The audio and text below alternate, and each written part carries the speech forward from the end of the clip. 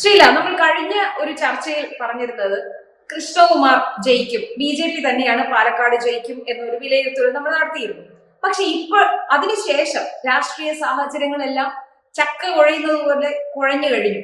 ഇപ്പൊ അവിടെ എന്ത് സംഭവിക്കുമെന്ന് പറയാൻ കഴിയാത്തൊരു അവസ്ഥയിലേക്ക് ആ തെരഞ്ഞെടുപ്പ് പശ്ചാത്തലം മാറിയിരിക്കുകയാണ്. ഇപ്പോൾ അങ്ങനെ നമുക്ക് പറയാൻ കഴിയുമോ സി കൃഷ്ണകുമാർ വിജയിക്കും, പാലക്കാട് താമര വിരിയും എന്ന് നമുക്ക് സധൈര്യം പറയാൻ കഴിയുമോ? തീർച്ചയായും പ്രീത, എനിക്ക് തോന്നുന്നത് ശ്രീ കൃഷ്ണകുമാർ തന്നെ ജയിക്കും എന്ന് തന്നെയാണ്. ഇവിടെ നമ്മൾ ഉദ്ദേശിക്കുന്നത് ഒരുപക്ഷെ സന്ദീപ് വാര്യർ പാർട്ടിയിൽ നിന്ന് പോയതുകൊണ്ടുണ്ടായ എന്തോ അടിയൊഴുക്കുണ്ടാകുമെന്നാണ്. യഥാർത്ഥത്തിൽ സന്ദീപ് വാര്യർ പാർട്ടിയിൽ നിന്ന് പോയത് കൊണ്ട് ഒരു അടിയൊഴുക്കും കേരളത്തിലെ BJP-യിൽ ഉണ്ടാകാൻ ഇടയില്ല. അതിന് കാരണം ഞാൻ പറയാം. സന്ദീപ് വാര്യരെ സംബന്ധിച്ചിടത്തോളം നമുക്ക് സാധാരണഗതിയിൽ എങ്ങനെയാണ് ഒരാൾക്ക് ഒരു സ്ഥലത്ത് പ്രോമിനൻസ് ഉണ്ടാകുന്നത്? രണ്ട് രീതിയിലാണ്. ഒന്ന്, സന്ദീപ് വാര്യർക്ക് പ്രോമിനൻസ് ഉണ്ടായിട്ടുള്ളത് ചാനൽ ചർച്ചകളിലൂടെയും മറ്റുമാണ്. പല സ്ഥലത്തും പോയി വളരെ ആവേശത്തോടെ പ്രസംഗിക്കുന്ന സന്ദീപ് വാര്യർക്ക് ആ സ്ഥലത്ത് ചില ഫാൻസ് ഉണ്ടായിട്ടുണ്ട് എന്ന കാര്യത്തിൽ സംശയമില്ല. നേരെ മറിച്ച് പ്രവർത്തകർ കൂടെ നിൽക്കുന്നത് എപ്പോഴും കൂടെ പ്രവർത്തിക്കുന്ന ആൾക്കാരോടൊപ്പമാണ്. നോക്കൂ, ഇവിടെ പാലക്കാട് രാഷ്ട്രീയ സാഹചര്യങ്ങൾ നോക്കുക. പാലക്കാട് കഴിഞ്ഞ 20 വർഷമായി അവിടെ പൊതുപ്രവർത്തനം നടത്തുന്ന, പാലക്കാട് ജനതയോടൊപ്പം നിൽക്കുന്ന, പല വാർഡുകളിലും മാറി മാറി മത്സരിച്ചിട്ടുള്ള, അവിടുത്തെ പല രാഷ്ട്രീയ എതിരാളികൾക്കും വെല്ലുവിളി ഉയർത്തിയിട്ടുള്ള ഒരാൾ തന്നെയാണ് കൃഷ്ണകുമാർ. അതുകൊണ്ട് തന്നെ കഴിഞ്ഞ ഇത്രയും വർഷത്തെ കൃഷ്ണകുമാറിന്റെ പ്രവർത്തനങ്ങൾ, ആ പ്രവർത്തന പരിചയമൊക്കെ വോട്ടാകുമെന്ന് തന്നെയാണ് നമ്മൾ വിശ്വസിക്കുന്നത്. അവിടെ മറ്റൊരു പ്രധാനപ്പെട്ട കാര്യം, മറ്റു രണ്ട് മുന്നണികളെ നോക്കിയാൽ, സരിനെ സംബന്ധിച്ച് നോക്കിയാൽ പാർട്ടി ചിഹ്നം പോലും ഇല്ലാതെ മത്സരിക്കുന്ന ഒരാളാണ് സരിൻ. സരിൻ പെട്ടെന്ന് തെരഞ്ഞെടുപ്പ് രംഗത്തേക്ക് പെട്ടെന്ന് എത്തപ്പെട്ട ഒരാളാണ്. കോൺഗ്രസിലെ പടലപ്പിടക്കങ്ങൾ തന്നെയാണ് സരിനെ അവിടെ എത്തിച്ചതെന്ന കാര്യത്തിൽ സംശയമില്ല. അവിടെയും അടൂരിൽ നിന്നൊരു സ്ഥാനാർത്ഥിയെ കൊണ്ടുവന്ന് മത്സരിപ്പിക്കുകയാണ്. സത്യത്തിൽ എനിക്ക് വലിയ പുച്ഛം തോന്നി ഈ കൽപ്പാത്തി രഥോത്സവത്തിന്റെ ദിവസം ഇവർ കാട്ടിക്കൂട്ടിയതൊക്കെ കാണുമ്പോൾ. രാഹുൽ അടക്കമുള്ളവർ, അതുപോലെ സരിൻ അടക്കമുള്ളവർ ആദ്യഘട്ടത്തിൽ ചന്ദനമൊക്കെ തൊട്ടുകൊണ്ട് അവിടെ മുഴുവൻ നടക്കുന്ന ഒരു കാഴ്ച നമ്മൾ കണ്ടു. ഞാൻ ജീവിതത്തിൽ ആദ്യമായി ഈ രാഹുലിനെ, സരിനെ പിന്നെയും എനിക്ക് തോന്നുന്നു വല്ലപ്പോഴും ഏതെങ്കിലും പടങ്ങളിലെങ്കിലും കണ്ടിട്ടുണ്ട്. പക്ഷെ രാഹുലിനെ ആദ്യമായി ചന്ദനം തൊട്ട് കാണുന്നത് കൽപ്പാത്തി രഥോത്സവവും പാലക്കാട് ഇലക്ഷന് എത്തിയപ്പോഴാണ് ആദ്യമായി ചന്ദനം തൊട്ട് കാണുന്നത്. നമ്മൾ വിചാരിക്കും ഷാഫിക്ക് കിട്ടിയ അതേ പിന്തുണ രാഹുലിന് കിട്ടണം എന്ന് വിചാരിക്കും. ഷാഫിയെ സംബന്ധിച്ചിടത്തോളം എനിക്ക് ഒരു കാര്യം പറയാനുള്ളത്, ഷാഫി അയാളുടെ മതവിശ്വാസത്തിൽ ഉറച്ചു വിശ്വസിക്കുന്ന ഒരാളാണ്. സ്വന്തം മതവിശ്വാസത്തിൽ ഉറച്ചു വിശ്വസിക്കുന്ന ഒരാൾക്ക് മറ്റുള്ളവരുടെ മതവിശ്വാസങ്ങളെയും ബഹുമാനിക്കാൻ കഴിയും. ഇവിടെ നോക്കൂ, രാഹുലിനെ സംബന്ധിച്ച് രാഹുൽ സ്വന്തം മതവിശ്വാസത്തെ വിശ്വസിക്കുന്നില്ല എന്നുള്ളത് ഏറ്റവും പ്രധാനപ്പെട്ട കാര്യമാണ്. എങ്ങനെയാണ് രാഹുൽ ഒരു വിശ്വാസിയാണ് എന്ന് കാണിച്ചുകൊണ്ട് കൽപ്പാത്തി രഥോത്സവത്തിൽ തേര് വലിക്കാൻ ചെല്ലുന്നു? ചെരുപ്പിട്ടുകൊണ്ട് ആ തേരിൽ തുടരുതെന്ന് പോലും അറിയാത്ത, സാധാരണഗതിയിൽ ക്ഷേത്രത്തിൽ പോയിട്ടുള്ള ആർക്കും മനസ്സിലാവുന്ന ഒരു കാര്യമാണ്, ക്ഷേത്രവുമായി ബന്ധപ്പെട്ട ഏതെങ്കിലും ഒരു കാര്യം, ഒരു പറ നിറയ്ക്കാൻ നമ്മുടെ വീട്ടിലേക്ക് വന്നാൽ പോലും നമ്മൾ ചെരുപ്പ് മാറ്റിയിട്ടിട്ട് മാത്രമേ നമ്മൾ അവിടേക്ക് ചെല്ലുകയുള്ളൂ. യഥാർത്ഥത്തിൽ ചെരുപ്പിട്ടുകൊണ്ട് ശ്രീകണ്ഠനും അതുപോലെ തന്നെ ഈ രാഹുൽ മാങ്കൂട്ടും അടക്കമുള്ളവർ അവിടെ കൽപ്പാത്തി രഥോത്സവത്തിന്റെ തേര്, ഈ തേര് വലിക്കുക എന്ന് പറഞ്ഞാൽ, ഞാൻ പാലക്കാട് ജോലി ചെയ്തിട്ടുള്ളതുകൊണ്ട് എനിക്ക് അറിയാം, ദിവസങ്ങൾ നീണ്ട അവരുടെ വ്രതാനുഷ്ഠാനം നടത്തിയാണ് അവർ ആ തേരിൽ തൊടുന്നത് പോലും. അത്തരത്തിലുള്ള ഒരു സ്ഥലത്തേക്ക് പോയി ചെരുപ്പിട്ടുകൊണ്ട് തേര് വലിക്കുമ്പോൾ അവിടുത്തെ ചെറിയ പെൺകുട്ടികൾ, 18-20 വയസ്സുള്ള പെൺകുട്ടികളാണ് ചോദിച്ചത്, എന്താണ് ഈ കാണിക്കുന്നത്, എന്താണ് ഈ തേരിന്റെ അവിടെ വന്ന് കാണിക്കുന്നത്, ഈ ചെരുപ്പിട്ടുകൊണ്ടെന്നൊരു വീഡിയോ പുറത്തു വന്നിരുന്നു. ഇവിടെ ഞാൻ പറയുന്നത്, കൽപ്പാത്തി രഥോത്സവത്തിന് തേര് വലിക്കാൻ പോയ രാഹുൽ എന്തുകൊണ്ടാണ് ശബരിമല സമരം ഉണ്ടായപ്പോൾ അനങ്ങാതിരുന്നത്? ആ സമയത്ത് വിശ്വാസമില്ലായിരുന്നു ഈ കൽപ്പാത്തി രഥോത്സവം. അപ്പോ നമുക്ക് മനസ്സിലാക്കാൻ സാധിക്കുന്ന ഇവരുടെയൊക്കെ ഇരട്ടത്താപ്പുകൾ അത് നമുക്ക് വളരെ കൃത്യമായി മനസ്സിലായിട്ടുണ്ട്. 4 വോട്ടിന് വേണ്ടി ആചാരങ്ങൾ കാണിക്കുന്നു, അല്ലെങ്കിൽ ആചാരങ്ങളോടൊപ്പം ചേർന്ന് നിൽക്കുന്നു എന്ന് കാണിക്കുമ്പോൾ അത്തരത്തിലുള്ള കാപട്യമുള്ളവരെ ഒരു ജനത അംഗീകരിക്കരുതെന്നാണ് ഞാൻ പറയുന്നത്. ഞാൻ പറഞ്ഞത് ഷാഫിയെ സംബന്ധിച്ചിടത്തോളം, ഷാഫിയെ അവിടുത്തുകാർ അംഗീകരിച്ച് എന്തുകൊണ്ടാണ്? ഷാഫിയുടെ മതത്തിൽ ഉറച്ചു നിൽക്കുന്ന ഒരാളാണ്, ആ മതവുമായി ബന്ധപ്പെട്ട ആചാരങ്ങൾ പാലിക്കുന്ന ഒരാളാണ്. അങ്ങനെയുള്ള ഒരാളെ സംബന്ധിച്ചിടത്തോളം അപകടം വരാനില്ല. കാരണം അയാൾ മറ്റുള്ളവരുടെ മതത്തെയും അവരുടെ ആചാരങ്ങളെയും അതേപോലെ റെസ്പെക്ട് ചെയ്യും. നേരെ മറിച്ച് സ്വന്തം ആചാരത്തെ പോലും അംഗീകരിക്കാത്ത, സ്വന്തം ആചാരാനുഷ്ഠാനങ്ങളിൽ കൃത്യത പുലർത്താത്ത ഒരാൾ എന്തിനാണ് തെരഞ്ഞെടുപ്പ് കാലത്ത് ഇത്തരത്തിലുള്ള ഗിമ്മിക്കുകൾ കാട്ടുന്നത്? രാഹുലിനെ സംബന്ധിച്ച് നോക്കുകയാണെങ്കിൽ, രാഹുൽ എവിടെ എത്തിയപ്പോൾ മുതൽ കോൺഗ്രസ് പ്രശ്നങ്ങളുണ്ട്, കോൺഗ്രസിൽ നിന്ന് പലരും പോയിട്ടുണ്ട്. അതിന്റെ ഒരു ഡാമേജ് കൺട്രോൾ എന്നാണോ സന്ദീപ് വാര്യർ അവിടേക്ക് വന്നു, അത് വലിയ ആഘോഷമായി അവർ പ്രകീർത്തിക്കുന്നു. എനിക്ക് തോന്നുന്നില്ല സന്ദീപ് വാര്യരോടൊപ്പം ഏതെങ്കിലും ഒരു നേതാവെങ്കിലും അവിടേക്ക് പോയോ? ആദ്യഘട്ടത്തിൽ നമ്മൾ കേട്ടിരുന്നത് 9 കൗൺസിലർമാർ വരും, 6 കൗൺസിലർമാർ വരും, 4 കൗൺസിലർമാർ വരും, 2 കൗൺസിലർമാർ വരും.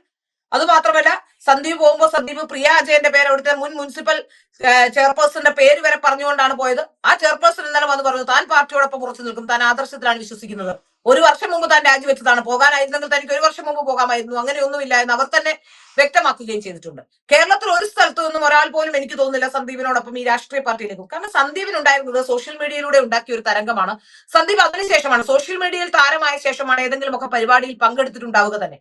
അല്ലാതെ അടിസ്ഥാനപരമായി ജനങ്ങളുടെ ഇടയിൽ പ്രവർത്തിക്കുന്ന ഒരു പ്രവർത്തകനല്ല, അത് പ്രവർത്തകനായിരുന്നുമില്ല. അതാണ് ഏറ്റവും പ്രധാനപ്പെട്ട കാര്യം. അതുകൊണ്ട് തന്നെ വലിയ രീതിയിലുള്ള ഒരു അനുരണനം ഉണ്ടാക്കാൻ സന്ദീപിന് കഴിയുമോ എന്നുള്ളത് പ്രധാനപ്പെട്ട കാര്യമാണ്. മറ്റൊരു കാര്യം, സന്ദീപ് പുറത്തു പോകുമ്പോൾ സന്ദീപ് പറഞ്ഞ ചില കാര്യങ്ങൾ സംഘപരിവാർ കേന്ദ്രങ്ങളിൽ ഒരു ചെറിയ എവിടെയെങ്കിലുമൊക്കെ ആർക്കെങ്കിലുമൊക്കെ അസ്വസ്ഥത ഉണ്ടായിരിക്കുന്ന സംഘപരിവാർ കേന്ദ്രങ്ങളെ ഒരുമിപ്പിച്ചിട്ടുണ്ടെന്ന കാര്യത്തിൽ സംശയമില്ല. സംഘപരിവാറിനെ സംബന്ധിച്ചിടത്തോളം അവർക്ക് ആദർശം വലിയ പ്രശ്നമാണ്. വ്യക്തികൾക്കെതിരെ അവർ നിൽക്കുമെങ്കിലും ആദർശത്തെ പറയുന്ന ഏതെങ്കിലും ഒരു സമയമുണ്ടെങ്കിൽ, ഞാൻ കഴിഞ്ഞ ദിവസം സോഷ്യൽ മീഡിയയിലൊക്കെ കണ്ടു, കെ സുരേന്ദ്രനെ നിശ്ചിതമായി വിമർശിച്ചു കൊണ്ടിരുന്ന ചില ആൾക്കാർ വളരെ കൃത്യമായി കഴിഞ്ഞ ദിവസം മുതൽ കെ സുരേന്ദ്രന് അനുകൂലമായി മാറിയിട്ടുണ്ട്. അത് വളരെ, കാരണം കെ സുരേന്ദ്രൻ എന്നൊരു വ്യക്തിയോ അല്ലെങ്കിൽ ഏതെങ്കിലും ഒരു രാഷ്ട്രീയക്കാരനോ അല്ലെങ്കിൽ അവിടെ ഒരു കസേരയോ ഒന്നും കണ്ടുകൊണ്ട് ഈ സമയത്ത് ഇത്തരം ഒരു പ്രശ്നം ഉണ്ടാക്കരുതായിരുന്നു എന്നാണ് പലരും ചിന്തിക്കുന്നത്. അത് തന്നെയാണ് ഞാൻ പലരോട് സംസാരിക്കുമ്പോൾ പലരും പറയുന്നത്, സന്ദീപിനോട് അനുഭാവം ഉണ്ടായിരുന്നവർ പോലും പറയുന്നത് അത്തരത്തിലാണ്. ഇത്തരത്തിലൊരു തീരുമാനം ഒരിക്കലും സന്ദീപ് എടുക്കരുതായിരുന്നു എന്നുള്ളത്, അതും ഈ തെരഞ്ഞെടുപ്പ് കാലത്ത്. അതിൽ തന്നെ സന്ദീപ് ഉപയോഗിച്ച ചില കാര്യങ്ങൾ, മൂത്താൻ സമുദായത്തെ, ആ സമുദായമാണ് അവിടുത്തെ ഏറ്റവും പ്രബലമായ സമുദായം. പാലക്കാട് BJPയുടെയും RSSന്റെയും ഒക്കെ നട്ടല്ല ഒരു സമുദായമാണ് മൂത്താൻ സമുദായം. ഈ സമുദായത്തെ പ്രകോപിപ്പിക്കാൻ നടത്തിയ ചില കാര്യങ്ങൾ, ചില തുറന്നു പറച്ചിലുകൾ. സന്ദീപ് പറയുന്നത് സന്ദീപിന്റെ അമ്മ മൂത്താൻ സമുദായമാണ്, അച്ഛൻ വാര്യർ സമുദായമാണെന്നൊക്കെ പറയുന്നുണ്ടെങ്കിലും സത്യത്തിൽ കഴിഞ്ഞ 20-22 വർഷമായിട്ട് ഏറ്റവും കൂടുതൽ സന്ദീപുമായി അടുപ്പമുള്ള ഒരാളെന്ന രീതിയിലാണ്, വളരെ അടുത്തൊരു സുഹൃത്താണ് എന്റെ സന്ദീപിന്റെ. പക്ഷെ എനിക്ക് സത്യം പറഞ്ഞാൽ എന്നോട് പലരും ചോദിച്ചു, ഞാൻ പറഞ്ഞു എനിക്കറിയില്ല, ഞാൻ ഇത് ആദ്യമായാണ് കേൾക്കുന്നത് എന്നാണ്. അപ്പോ ആ സമുദായം പോലും ഇത് കേട്ടിട്ട് അങ്ങനെയുണ്ടെങ്കിൽ അത് നേരത്തെ പറയുകയോ അല്ലെങ്കിൽ ഏതെങ്കിലും തരത്തിൽ അവരുടെ പ്രശ്നങ്ങളെ അഡ്രസ് ചെയ്യുകയോ ഒന്നും ചെയ്ത് കണ്ടിട്ടുമില്ല. അതുകൊണ്ട് തന്നെ ആയിരിക്കാം ഒരു പക്ഷെ ആ സമുദായം അടക്കം ഇപ്പോൾ സന്ദീപിനെതിരായിട്ടുണ്ട് എന്നാണ് മനസ്സിലാക്കാൻ സാധിക്കുന്നത്. അങ്ങനെ നരേന്ദ്രമോദി അടക്കം അദ്ദേഹം പറഞ്ഞ ചില വാക്കുകൾ, അതൊക്കെ സാധാരണ സംഘപ്രവർത്തകരെ വലിയ രീതിയിൽ ബുദ്ധിമുട്ടിച്ചിട്ടുണ്ട്. അല്ലെങ്കിൽ സന്ദീപിനോട് ഇഷ്ടമുണ്ടായിരുന്ന പലരും, വ്യക്തിപരമായി വളരെയേറെ സൗഹൃദം ഉണ്ടായിരുന്ന പലരും സന്ദീപിനെ തള്ളിപ്പറയാൻ ഇടയാക്കിയിട്ടുണ്ടെന്ന കാര്യത്തിൽ സംശയമില്ല. പക്ഷെ അവിടെയും ഞാൻ പറയുന്നത്, സന്ദീപിനെ സംബന്ധിച്ചിടത്തോളം സന്ദീപിന് എന്ത് ചെയ്യാൻ പറ്റും? ഒരു പുതുക്രിസ്ത്യാനി വേദപുസ്തകം കയ്യിലെടുത്താൽ പിന്നെ അത് താഴെ വെക്കാനും ആ വേദപുസ്തകം തനിക്ക് ഏറ്റവും പ്രധാനപ്പെട്ടതാണ് എന്ന് നാട്ടുകാരെ കൊണ്ട് അംഗീകരിപ്പിക്കാനും വലിയ ബുദ്ധിമുട്ട് ഉണ്ടാകേണ്ടി വരും. അതുകൊണ്ട് തന്നെ സന്ദീപിന് ഇനി അവിടെ പോയി ഈ ഇന്നലെ പാലക്കാട് തങ്ങളുടെയൊക്കെ അടുത്ത് പോയി പറയുക എന്നല്ലാതെ സന്ദീപിനെ സംബന്ധിച്ചിടത്തോളം സന്ദീപും നിസ്സഹായനാണ്. എടുത്ത് ചാടിപ്പോയി ഇനി സന്ദീപിന് ഇത് പറയാതിരിക്കാൻ തരമില്ല. പറയാതിരുന്നു കഴിഞ്ഞാൽ ഇന്ന് സന്ദീപിനെ സംബന്ധിച്ചിടത്തോളം വലിയ രീതിയിലുള്ള പ്രശ്നങ്ങൾ ഉണ്ടാകുന്ന സന്ദീപിന് അറിയാം. അപ്പൊ അതുകൊണ്ട് നമ്മൾ അതിനെ കാണേണ്ടത്, ഒരു പുതുക്രിസ്ത്യാനി വേദപുസ്തകം കയ്യിലെടുത്തു അപ്പൊ സുവിശേഷം പറഞ്ഞു തുടങ്ങി എന്നുള്ളത് മാത്രമാണ്. അതിനപ്പുറത്തേക്ക് അതിനെ കാണേണ്ടതുണ്ടോ, അതിനൊരു ഗൗരവം കൊടുക്കേണ്ടതുണ്ടോ എന്ന കാര്യത്തിലും പോലും എനിക്ക് സംശയമുണ്ട്. ഏതായാലും സന്ദീപ് പോയിരിക്കുന്നത് ഏത് പാളയത്തിലേക്കാണെന്ന് നമുക്കറിയാം. മുഖ്യമന്ത്രിയുടെ മക്കൾക്കടക്കം അവിടെ നിൽക്കാൻ കഴിയാത്ത സാഹചര്യം ഒന്ന് ആലോചിച്ചു നോക്കൂ. രാഹുലിന്റെ കാര്യത്തിൽ ഒരു കാര്യം കൂടി എനിക്ക് പറയാനുണ്ട്. ആത്മാഭിമാനമുള്ള ഏതെങ്കിലും സ്ത്രീ ആ നാട്ടിലുണ്ടെങ്കിൽ രാഹുൽ നോട്ട് ചെയ്യില്ല എന്നാണ് ഞാൻ ഉണ്ടായിരുന്നെങ്കിൽ, ഞാനത് BJPയുടെ സ്ഥാനാർത്ഥിയായിരുന്നുവെങ്കിൽ എന്റെ വോട്ട് BJPക്കാണെങ്കിൽ കൂടി അത്തരം ഒരു സ്ഥാനാർത്ഥിക്ക് ഞാൻ വോട്ട് ചെയ്യില്ല. കാരണം ഒരു സ്ത്രീ, ഇപ്പൊ സന്ദീപ് വാര്യർ അവരുടെ രാഷ്ട്രീയത്തിലേക്ക് ചെന്നു, അവിടെ കൈയടിച്ച് സ്വീകരിക്കുകയായിരുന്നു രാഹുൽ ചെയ്തത്. നേരെ മറിച്ച് പത്മജ വേണുഗോപാൽ, കോൺഗ്രസിന്റെ എക്കാലത്തെയും രാഷ്ട്രീയ ആചാര്യരായിരുന്ന കെ കരുണാകരന്റെ മകൻ, ആ കെ കരുണാകരന്റെ മകൻ പ്രതിനിധാനം ചെയ്യുന്ന പാർട്ടി, അവിടെ നിന്ന് കെ കരുണാകരന്റെ മകൾ മറ്റൊരു രാഷ്ട്രീയ പാർട്ടിയിലേക്ക് പോയപ്പോൾ അവരുടെ പിതൃത്വമനുഷ്ഠ ഒരു സ്ത്രീയെ എത്രയധികം ഹീനമായി ആക്ഷേപിക്കാമോ അത്രയധികം ആക്ഷേപിച്ച ഒരു ചെറുപ്പക്കാരനാണ് രാഹുൽ. സ്ത്രീ ആത്മാഭിമാനത്തിന് വില കൊടുക്കുന്ന ഒരു സ്ത്രീയും രാഹുൽ മാങ്കൂട്ടം എന്ന് പറയുന്ന ഈ സ്ത്രീ വിരുദ്ധന് വോട്ട് ചെയ്യരുതെന്നാണ് ഞാൻ പറയുന്നത്. കാരണം അത് നമ്മുടെ ആത്മാഭിമാനത്തെ ചോദ്യം ചെയ്യുന്ന കാര്യമാണ്. ഒരു സ്ത്രീക്ക് സ്വന്തമായ അഭിപ്രായം രൂപീകരിക്കാൻ അല്ലെങ്കിൽ അവർക്കൊരു രാഷ്ട്രീയ പാർട്ടിയിലേക്ക് എന്തുകൊണ്ടാണ് സന്ദീപ് വാര്യരെ അയാൾ വിളിക്കാത്തത്? അങ്ങനെയെങ്കിൽ സന്ദീപ് വാര്യരെ കുറിച്ച് ചോദിക്കണ്ടേ? സന്ദീപ് വാര്യരെ അയാൾ പറയുന്നില്ലല്ലോ. സന്ദീപ് വാര്യരെ കാണുമ്പോൾ കെട്ടിപ്പിടിക്കുകയായിരുന്നില്ലേ ചെയ്തത്? അതുകൊണ്ട് തന്നെ നമുക്ക് മനസ്സിലാക്കാൻ, ഒരു സ്ത്രീയും, പാലക്കാട് സ്ത്രീത്വമുള്ള ഒരു സ്ത്രീയും ഒരു കാരണവശാലും രാഹുൽ മാങ്കൂട്ടത്തിന് വോട്ട് ചെയ്തതെന്നാണ് ഞാൻ പറയുന്നത്. കാരണം അത്രയേറെ സ്ത്രീകളെ ആക്ഷേപിക്കുന്ന സ്ത്രീ വിരുദ്ധനായ രാഹുൽ വോട്ട് ചെയ്തത്. ഇനി സരിന്റെ കാര്യം എടുത്താൽ, ഒരു രാത്രി നേരം വെളുത്തപ്പോൾ ഒരു സീറ്റിന് വേണ്ടി മറുകണ്ഠം ചാടിയ ആളാണ് സരിൻ. ഇങ്ങനെയുള്ള സരിനെ എങ്ങനെ വിശ്വസിക്കും? എങ്ങനെയാണ് ഒരു വ്യക്തിയെ വിശ്വസിക്കുക? ഒരു ദിവസം നേരം വെളുക്കുമ്പോൾ മറ്റൊരു രാഷ്ട്രീയ പാർട്ടിയിലേക്ക് പോകുന്ന ഒരാളെ എങ്ങനെ അതുകൊണ്ടാണ് ഞാൻ പറയുന്നത് ഏറ്റവും യോഗ്യൻ നമ്മൾ ഒരു കൺക്ലൂഷനിൽ എത്തേണ്ടതുണ്ട്. കാരണം ഒരു രാഷ്ട്രീയ പാർട്ടിയിൽ നിൽക്കുമ്പോൾ എതിർഭാഗത്തുള്ളവരെ ഇങ്ങനെ അടച്ചാക്ഷേപിക്കരുത്, നാളെ എവിടേക്കാണ് പോകേണ്ടത് എന്ന് നമുക്ക് പറയാൻ കഴിയില്ല. ഈ ഒരു ഓർമ്മപ്പെടുത്തലാകട്ടെ ഈ ഉപതെരഞ്ഞെടുപ്പ്, അല്ലേ?